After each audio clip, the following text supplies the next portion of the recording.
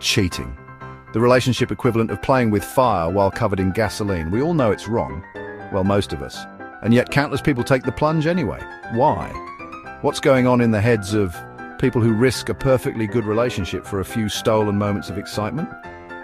Buckle up, because we're about to dive into the emotional, psychological, and social chaos that leads to infidelity. Let's get one thing straight.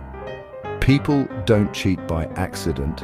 You don't just trip and fall into someone else's bed, though cheaters sure love that excuse. There's always a reason, whether logical or completely ridiculous. Here are the biggest culprits. 1.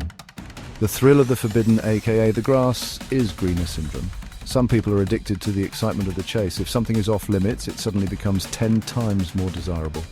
It's why kids want the toy they were just told not to touch, and why some adults suddenly crave attention from someone other than their partner. Example, Mark has been in a stable, loving relationship for 6 years.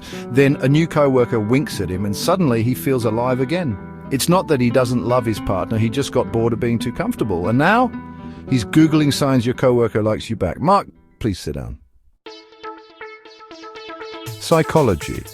Fact. Studies suggest that forbidden relationships trigger the brain's reward system, making them feel more exciting than they actually are. Spoiler, it wears off. Emotional neglect, the lonely heart excuse. For some, cheating isn't about lust. It's about feeling unseen, unheard, or unappreciated. When someone feels emotionally neglected, they may turn to an affair for validation, attention, or just someone who listens. Example, Lisa's husband spends more time watching football than talking to her. After months of feeling invisible, she finds herself venting to a co-worker. He listens, he compliments her, he makes her feel special. Next thing she knows, she's texting him more than her own husband. Psychology fact, emotional affairs are often the gateway to physical ones. Many people don't even realize they're crossing the line until it's too late. The midlife crisis, or quarter-life crisis, or just crisis. At some point, many people panic about aging, unfulfilled dreams, or where life is heading. Instead of dealing with these feelings like a responsible adult, therapy, maybe, some choose the much more destructive route, a good old-fashioned affair. Example, John, 45, wakes up one day and realizes his hairline isn't what it used to be. Instead of buying a sports car, he starts flirting with the barista at his favorite coffee shop. 3 months later, he's texting her heart emojis. John, put the phone down. Psychology fact, affairs often serve as an escape from personal dissatisfaction rather than problems with the relationship itself. Revenge cheating. You hurt me, I hurt you. Tactic. Some people cheat to get back at their partner for a real or imagined wrong. Maybe their partner cheated first, maybe they feel ignored, or maybe they just want to even the score. Example, Jessica found out her boyfriend liked his ex's Instagram photo. Instead of addressing it like a mature adult, she downloaded Tinder out of spite. Now she's out on a date with someone who looks suspiciously like a downgrade. Psychology fact, revenge cheating rarely makes anyone feel better. Usually it just creates 2 guilty people instead of 1. Opportunity knocks.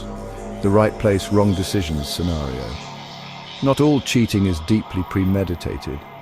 Sometimes people find themselves in the perfect or worse situation for infidelity, and they make a very bad, very impulsive choice. Example, Tom is on a work trip. He's had a few drinks, he's feeling good, and the attractive stranger at the hotel bar just laughed a little too hard at his joke. His judgment is now impaired, and the next morning, regret and a hotel receipt he definitely won't be expensing. Psychology fact, alcohol and cheating are best friends. Lowered inhibitions plus questionable decision-making equals regret by sunrise. Ego boosting. The I still got it affair. Some people don't cheat because they're unhappy. They cheat because they want validation. They need reassurance that they're still attractive, desirable, or wanted. Example, Samantha is happily married, but when her personal trainer compliments her progress, she feels a spark she hasn't felt in years. She starts dressing up for the gym, then lingering after workouts, just to talk. Next, stop dangerous territory. Psychology fact: people with low self-esteem are more likely to seek outside validation through cheating.